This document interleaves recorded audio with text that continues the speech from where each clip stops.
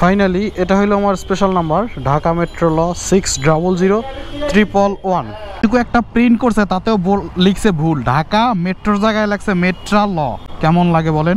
আমার যখন 600 সাবস্ক্রাইবার তখন আমি প্রথম মোটরসাইকেলটা কিনি। আমার 1,11,000 সাবস্ক্রাইবার তখন আমি প্রথম গোপ্রো 5টা কিনি। মানে এই দুইটা স্মৃতি আমার এই নাম্বারটা মনে করিয়ে দিল।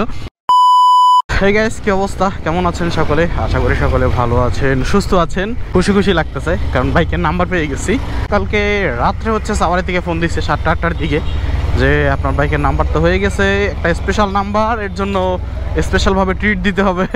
মানে আমার নাম্বারটা আমি আসলে স্পেশালভাবে করি নাই, অটোমেটিক আমার নাম্বারটা স্পেশাল একটা নাম্বার হয়ে গেছে। তো হোক, তো সাভারের দিকে যাচ্ছি। আজকে অনেকগুলা কাজ আছে, অনেকগুলা কাজ। প্রথম কাজ হচ্ছে নাম্বার নিতে হবে, নাম্বারটা প্রিন্ট করে লেমিনেটিং করে আপাতত কোনো রকম পিছনে সেট করতে হবে। তারপরে নাম্বার প্লেট কয়দিন পরে পেয়েই যাবো, 1-1.5 মাস বা 2 মাস পরে। তো যার কারণে আর নতুন করে কোনো প্লেট ঠেলেটে লিখবো না, ওইটার প্রয়োজন নাই। জাস্ট একটা কাগজে প্রিন্ট করে লেমিনেটিং করে ওইটা টানাই নিলেই হবে আশা করি। মাপ দিতে হবে বাইকটার, যে ইয়ার জন্য কি বলে, বাম্পারের জন্য। এখন সানি ভাই এতদিন ঢাকার বাইরে ছিল, সানি ভাই ঢাকার ভিতরে চলে আসছে। সানি ভাইয়ের বাইকটা নিয়ে তারপরে হচ্ছে মিরপুর 10 নম্বরে যার কথা বলছিলাম তাকে বাইকটা দেখাবো, যে সেটা ইজিলি করতে পারবে কিনা। যদি না করতে পারে তাহলে সানি ভাই যেখান থেকে করছে ওইখান থেকে করাবো, কিন্তু ওইটা হচ্ছে দূরে অনেক, মানে ওই যে বাসাবো এলাকায়, যার কারণে আমার ওদিক যাইতে ইচ্ছা করতেছে না। যদিও ওই লোকটা আরও কয়েকটা গাড়ির কাজ করছে বাংলাদেশে, এই সিবিএক্সের ম্যাক্সিমাম গাড়ির কাজগুলোই ওই লোকটা করছে। বাসাবোর যে লোকটার কথা বলতেছি, সানিবের যেটা করছে, সানিবের বাইকটা যে করছে, তো ওনার অলরেডি একটা এক্সপিরিয়েন্স হয়ে গেছে। তো এক্সপিরিয়েন্স হ্যান্ড দিয়ে কাজটা করাইলে কাজটা আরও সুন্দর হবে এবং দ্রুত হবে। তো তারপরও দেখি এখন কি করা যায়, এখনও সিদ্ধান্ত নিতে পারতেছি না। সময়ের উপর নির্ভর করবে সিদ্ধান্ত নেওয়া। এইটুকু একটা প্রিন্ট করছে, তাতেও লিখছে ভুল, ঢাকা মেট্রোর জায়গায় লাগছে মেট্রা ল। কেমন লাগে বলেন? যাই হোক, সব মিলিয়ে নাম্বারটা আমার মনের মতো হয়েছে 600111, মানে 600-111। এইখানে আমার যখন 600 সাবস্ক্রাইবার তখন আমি প্রথম মোটরসাইকেলটা কিনি, আমার স্পষ্ট মনে আছে। এবং আমার যখন 1,11,000 সাবস্ক্রাইবার তখন আমি প্রথম গোপ্রো 5টা কিনি। মানে এই দুইটা স্মৃতি আমার এই নাম্বারটা মনে করিয়ে দিল। যদিও আমি নাম্বারটা স্পেশালভাবে করি নাই, কিন্তু এত সুন্দরভাবে ম্যাচিং হয়ে গেছে। 600 সাবস্ক্রাইবারে আমার প্রথম বাইক কেনা, তার জন্য প্রথমে 600, তারপরে 1,11,000-এ আমার হচ্ছে প্রথম গোপ্রো কেনা, যার কারণে 111। খুব সুন্দর, খুব সুন্দর, ভালো লাগতেছে। এখানে এই হচ্ছে আমার পেপারস। একটা গুরুত্বপূর্ণ ইনফরমেশন আপনাদেরকে না দিলেই না। লক্ষ্য করেন, এই ট্যাক্স টোকেন এবং এই যে রেজিস্ট্রেশন সার্টিফিকেট, এটা পরবর্তীতে ফিঙ্গারপ্রিন্ট দেওয়ার পরে আপনার কার্ড হয়ে আসবে। তো এই দুইটা অবশ্যই সযত্নে রাখবেন এবং সবসময় সাথে অরিজিনাল কপি রাখতে হবে, ফটোকপি বা স্ক্যান কপি কোনোটাই রাখলে হবে না। এবং এই যে এটা স্ক্যান করে আপনার মেইলে একটা কপি রেখে দিবেন, কারণ ভবিষ্যতে আপনার পেপার হারাই গেলে জিডি করতে হলে কিন্তু এটার একটা ফটোকপি বা যে কোনো একটা কপি কিন্তু লাগবে। তখন কিন্তু আপনারা বিপদে পড়বেন। অতএব এটার একটা কপি থাকতেই হবে, না হলে আপনি জিডিও কিন্তু করতে পারবেন না। তো যার কারণে এটা একটা ফটোকপি করে বা স্ক্যান করে মেইলে রেখে দিবেন। এটা হচ্ছে সেফটি পারপাস, খুবই মানে এটা কাগজটা হাতে পাওয়ার সাথে সাথে এটা রেখে দিবেন। ছোট্ট একটা উদাহরণ দিই, আমার এক পরিচিত লোক, সে ট্যাক্স টোকেন পাওয়ার পরে সাথে সাথে কী করছে, ফটোকপি বা ছবি টবি কিছুই না তুলে সাথে সাথে এটা লেমিনেটিং করতে গেছে। এটা লেমিনেটিং করলে কোনো সমস্যা নাই। যেমন আমার আগের এমটিটা কিন্তু এই যে গেল কই, আমার এমটির ট্যাক্স টোকেন কিন্তু এই যে লেমিনেটিং করা আছে। তো এটা কিন্তু লেমিনেটিং করলে কোনো সমস্যা নাই, কিন্তু সে এটা ছবি কিছুই তুলে না, লেমিনেটিং করতে যায়। লেমিনেটিং মেশিন কী হয়েছে, বেশি গরম হয়ে এই পুরো ট্যাক্স টোকেনটা পুড়ে গেছে। মানে অল্প একটু বাকি ছিল, বাকিটা পুরোটা পুড়ে গেছে। এখন না আছে ছবি, না আছে কোনো ডকুমেন্ট, না আছে কোনো ফটোকপি। এখন কি একটা হ্যারাসমেন্ট, না পারতেছে জিডি করতে, না পারতেছে নতুন একটা কপি তোলা যায় কিন্তু অনেক দৌড়াদৌড়ি করতে হয়।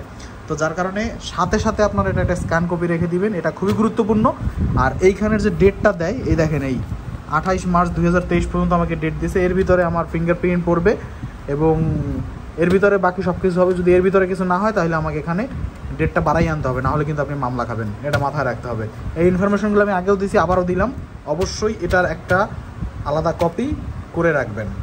গতকালকে আর কিছুই করতে পারি নাই, সারাদিন অপেক্ষা করছি, বাসায় গেছি, ঘুমও হয় না ঠিক মতো। আজকে সকাল সকাল বের হয়ে গেছি খিলগাঁয়ের উদ্দেশ্যে, কারণ আজকে হচ্ছে সেইখানে কথা বললাম, মানে গতকালকে রাতে কথা বলছি যে আজকে হচ্ছে সুযোগ আছে আমার এটা মাপঝোপ দেওয়ার। আজকে মাপঝোপ নিবে, তারপরে 2-3 দিন সময় নিবে এটা বানানোর জন্য ক্যারিয়ারগুলো, তারপরে 2-3 দিন পরে ডেলিভারি পাবো। তো চলেন এখন আপনাদেরকে সাথে নিয়ে আগে মাপঝোপটা দেই। যে পুলিশের গাড়ির ইয়াটা দেখছেন, সাইড বক্সগুলো, এটা একটু বেশি ছড়ানো, কিন্তু আমারটা তো অত ছড়ানো হবে না, আমারটা একটু গুছানো হবে আর একটু চিকন রড দিয়ে, ওটা একদম বেশি মোটা রড। এই হচ্ছে ঘটনা। আমারটাও এরকম স্যাটেল ব্যাক সিস্টেম হবে, বাট আমারটা একটু অত্যাধুনিকভাবে গুছানো হবে, এরকম ফেরানো হবে না, আশা রাখতেছি। আর আবারও গুগল ম্যাপ অন করছি, কারণ খিলগাঁও আমি চিনি না। এখন এই যে গুগল ম্যাপ দেখে দেখে আগাচ্ছি, জানি না আবার কোন ভুল রাস্তায় ঢুকি, ভয়ে আছি। একবার তো খিলগাঁও যাইতেছে কই গেছিলাম, কপালে কি আছে কে জানে।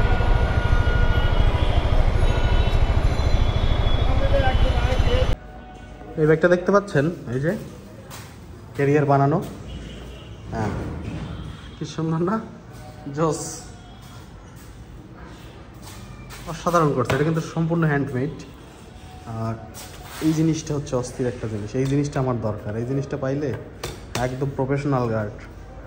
যাই হোক, আমি কোথায় আসছি সেটা আপনাদের দেখাই। আমি আসছি স্টিকার হচ্ছে তারা বেসিক্যালি একটা কোম্পানি যারা হচ্ছে কি করে স্টিকার বানায়, হ্যাঁ, বাইকারদের জন্য অর্ডার করলে। একটু দেখাই, এই যে এই স্টিকারগুলো পাওয়া যায়, যেমন হচ্ছে কই গেল, সাবধান এই বাইকের মালিক পাগল, এক বড় না দুই বড়, বাইকের ভাইয়ের দিল বড়, তারপর হচ্ছে গরিব বাইকার, আমার হেলমেট ধরলেই গুলি, আস্তে টানো নাইলে তোমারে নিয়ে যাইব, বাইক ধরলেই মায়ের, এইসব কথাবার্তা। এই যে বলি আহো বাতি যাও, চাবি চাইয়া লজ্জা দিবেন না। যাই হোক, আমরা বেসিক্যালি স্টিকারগুলো বানাই। তাছাড়া হচ্ছে কেউ যদি আপনার ইয়া করে, কি বলে, স্টিকার বা নামে স্টিকার ছাপাইতে চায়, তাহলে ওনাদের কাছে ইয়া হয়। তো এখানে তো ওনাদের ক্যারিয়ার বানানোর কাজ না, এখানে যে পরিচিত ভাই ব্রাদাররা আছে, জবি ভাই এবং আঞ্জুম ভাই, যদিও বের হয়ে গেছে এখন, তারা নাই।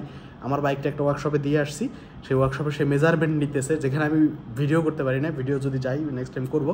তো মেজারমেন্ট নিতেছে, মেজারমেন্ট নিয়ে আজকে সারাদিন লাগবে, আমি এখানেই বসে থাকবো। মেজারমেন্ট নিয়ে তারপরে হচ্ছে ব্যাক করব বাসার দিকে, পরে 2-3 দিন ধরে এটা বানাইলে পরে বাইক নিয়ে আসবো, তারপরে আবার লাগাবে। এই হচ্ছে ঘটনা, যার কারণে হচ্ছে খিলগাঁয়ে আসা। মেজারমেন্ট নেওয়া শেষ হোক, ততক্ষণ আমি গালে হাত দিয়ে বসে থাকি, এই আর কি কাজ। আমার তো বসে থাকাই কাজ, একটা কাজ করি ততক্ষণে। জবি ভাই হচ্ছে নতুন কেপিটি নিছে, এখন মতো নাম্বারও পায় নাই, তো ওনার কেপিটিটা এই ফাঁকে একটু টেস্ট রাইড দিয়ে আসি। কেপিটি এটা হচ্ছে একদম ব্র্যান্ড নিউ নামাইছে, আর ইয়া করে না, একদম ব্ল্যাক কালারটা সুন্দর লাগে অনেক, একদম চিক করতেছে। এখন পর্যন্ত নাম্বার পায় নাই, পাবে কয়েকদিনের ভিতরে। আর কত কিলো চালাইছে এখন পর্যন্ত, খুব একটা বেশি চালায় নাই মনে হয়, একদম নিউ বলা যায়। যাই হোক, অন করলেই বোঝা যাবে। ও ট্রিপ দেওয়া,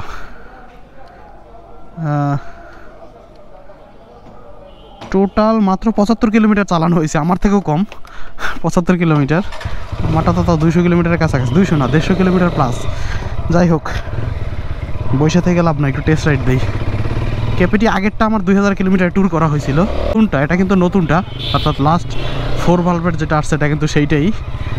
বেশি দূর গেলে আবার রাস্তা ভুলে যাবো, এমনি আমার এলাকা না, তার বেশি দূর যাওয়া যাবে না, আশেপাশে ঘুর করতে হবে। ক্যাপিটিটা একটু ছোট লাগে, যদি ইয়ার সাথে বসেন, কি বলে, 6-এর সাথে যদি তুলনা করেন, ক্যাপিটি একটু ডাউন আর ছোট, আর হাইটও কম লাগে ক্যাপিটিতে। সিবিএক্স একটু হাইট বেশি লাগে, বড়ও লাগে, অনেক বড় সড়ো।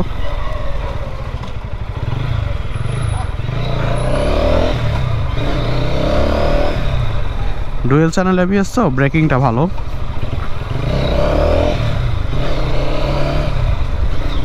এটাও তো সেই আগের মতো ইয়া করছে মনে হয়, এই কি বলে, মিটারের এই যে লাইটটা চেঞ্জ, হ্যাঁ এই তো সুন্দর, মিটারের লাইটটা চেঞ্জ করা যায়।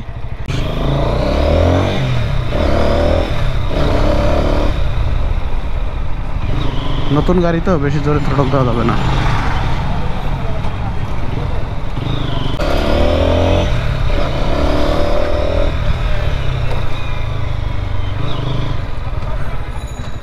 ওকে,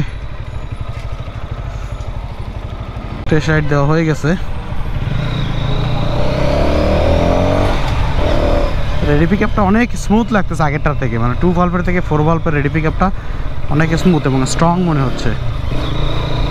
এটা হওয়ারই কথা, কারণ ভালভ মানে একটু তার রিফ্রেশ থাকবে, সেটাই স্বাভাবিক ব্যাপার। যাই হোক, ঠিক আছে, তাহলে আপনারা বিদায় নেন এখন এই ভিডিওটার এখান থেকে, আর আমিও হচ্ছে বিদায় নিই, কারণ আমার এখন সারা দিন এইখানে বসে থাকতে হবে, এছাড়া আমার কোনো কাজ নাই।